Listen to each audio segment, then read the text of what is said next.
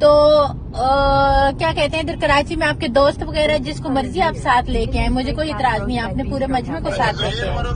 یہ پروگرام پرسوں صبح کو ہوگا۔ کل آپ آئیں گے تو یا کل آپ آئیں گے نا تو رات ادھر ہی رک جائیے گا، ہم اس پروگرام کو یا تو کل شام میں جی ٹی وی میں ریکارڈ کر لیں گے، پرسوں آپ کو بھجوا دوں گی۔ اگر کل آپ ریسٹ کرنا چاہیں تو پرسوں میں ریکارڈ کر لوں گی۔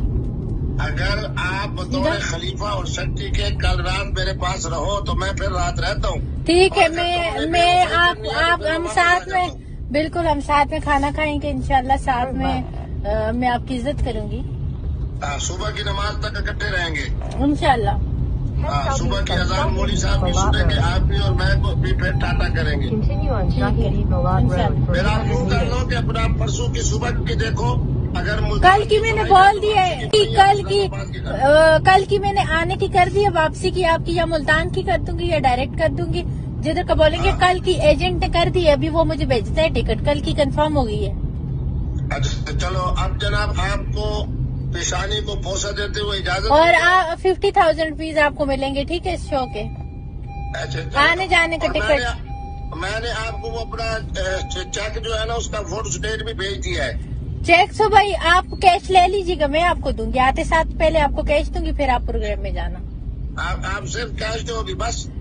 50,000 کیش دوں گی اور آنے جانے کا ٹکٹ، اس کے علاوہ کچھ نہیں دو گی؟ اس کے چلے میں ایجنٹ نے کنفرم کر دیا، ابھی مجھے بھیجتے ہیں نا تو میں آپ کو ٹکٹ سینڈ کرتی ہوں، ٹھیک ہے؟ اچھا یہ بتاؤ کہ آپ نے کلمہ شریف پڑھا ہے نا؟ جی میں نے کلمہ پڑھا ہے، لا الہ الا اللہ محمد رسول اللہ۔ آپ ذرا زبان نکالو۔ چلو اللہ کے سپورٹ، السلام علیکم۔ وعلیکم السلام۔ آپ کے ساتھ مذاق کر رہی ہوں، بس یہ میں نے آپ کے آگے قسم اٹھائی ہے، آگے آپ کی مرضی ہے۔